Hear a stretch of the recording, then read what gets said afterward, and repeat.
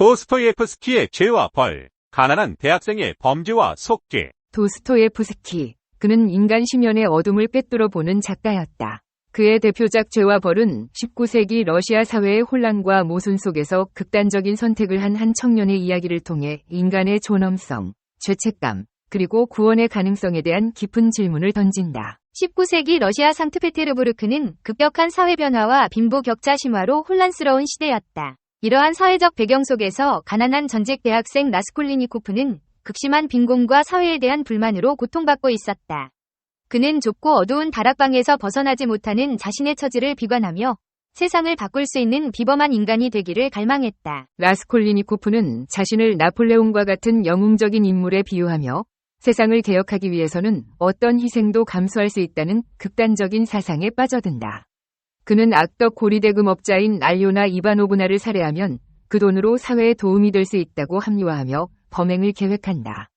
그는 노파를 살해하고 돈을 훔치지만 예상치 못하게 노파의 여동생 리자베타까지 살해하게 된다. 이 끔찍한 범죄는 라스콜리니코프의 삶을 송두리째 뒤흔들어 놓는다. 범행 후 라스콜리니코프는 극심한 죄책감과 불안에 시달린다. 그는 자신의 행동을 정당화하려 애쓰지만 내면의 양심은 그를 끊임없이 괴롭힌다. 그는 경찰의 추적을 피해 도망다니며 육체적, 정신적으로 쇠약해진다. 밤에는 악몽에 시달리고 낮에는 환영에 쫓기는 등 그의 정신은 점점 피폐해져 간다. 이러한 고통 속에서 라스콜리니코프는 자신과 비슷한 처지의 소냐를 만나 위안을 얻는다. 소냐는 가족을 부양하기 위해 매춘을 하지만 순수하고 깊은 신앙심을 가진 인물이다.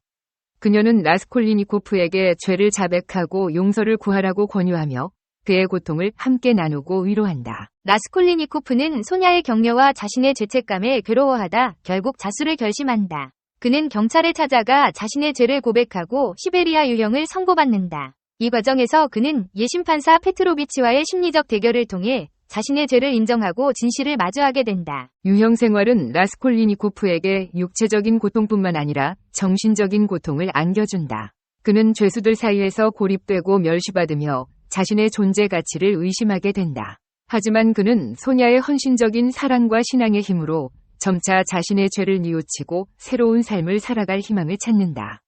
소냐는 라스콜리니코프를 따라 시베리아로 가서 그의 곁을 지키며 헌신적인 사랑을 보여준다. 죄와 벌은 죄를 지은 인간이 어떻게 속죄하고 구원받을 수 있는지에 대한 깊은 질문을 던진다. 도스토예프스키는 라스콜리니코프의 이야기를 통해 죄의 심각성과 속죄의 어려움을 보여주면서도 사랑과 신앙의 힘으로 구원의 가능성을 제시한다. 소냐는 라스콜리니코프에게 무조건적인 사랑과 용서를 베풀며 그의 영혼을 구원하는 역할을 한다. 그녀는 라스콜리니코프가 자신의 죄를 뉘우치고 새로운 삶을 시작할 수 있도록 끊임없이 격려하고 지지한다.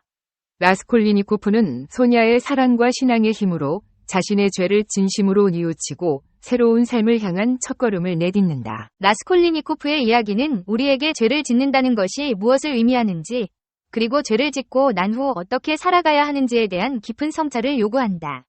죄는 인간을 파멸로 이끌 수 있지만 동시에 죄를 통해 자신의 잘못을 깨닫고 진정한 회개를 할 수 있는 기회를 얻을 수도 있다. 도스토예프스키는 죄와 벌, 그리고 구원의 가능성에 대한 탐구를 통해 인간 존재의 의미를 되돌아보게 한다. 죄와 벌은 오늘날에도 여전히 유효한 질문을 던지며 우리에게 인간의 존엄성과 죄의 심각성, 그리고 구원의 가능성에 대해 끊임없이 생각하게 만든다. 도스토예프스키의 생은 불우하였다. 나이 50에 수천 년의 고통을 몸소 체험하였다고 말할 정도였다. 도스토예프스키는 영하 22도의 추위 속에서 끌려나와 세면호프 광장에 마련된 처형대 앞에 세워졌다.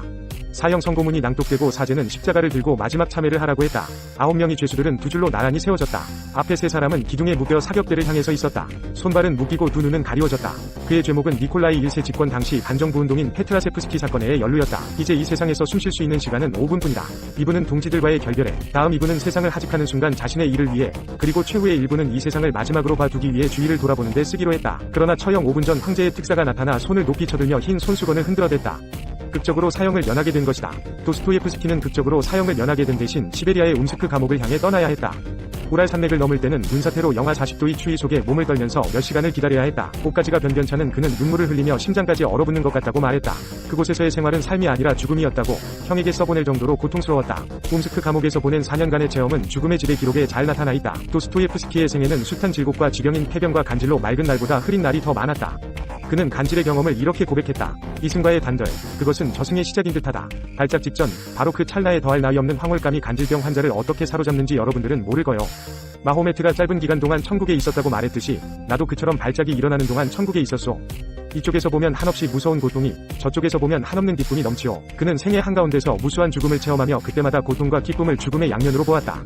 백치위 위쉬킨, 카라마초프의 형제들 위 스메치코프, 악령 위 키킬로프의 언행은 그러한 심묘경을 그대로 반영하고 있다. 도스토예프스키는 악령을 지키라는 동안 발작이 일어나 창작 중이던 이야기의 모든 사건을 더 이상 의식하지 못하고 심지어 주인공들의 이름조차 잊어버려 공포감에 사로잡힐 때도 있었다. 이런 죽음과 광기라는 위기에 직면해 그의 창작성은 더욱 높아졌는지도 모른다. 도스토예프스키의 생은 불우하였다. 나이 50에 수천 년의 고통을 몸소 체험하였다고 말할 정도였다. 그는 아버지가 의사로 일하던 모스크바의 어느 빈민구제원에서 1821년에 태어났다. 15세 되던 해 어머니가 폐결핵으로 세상을 떠나고 그의 첫 번째 아내 마리아도 폐병으로 죽었다.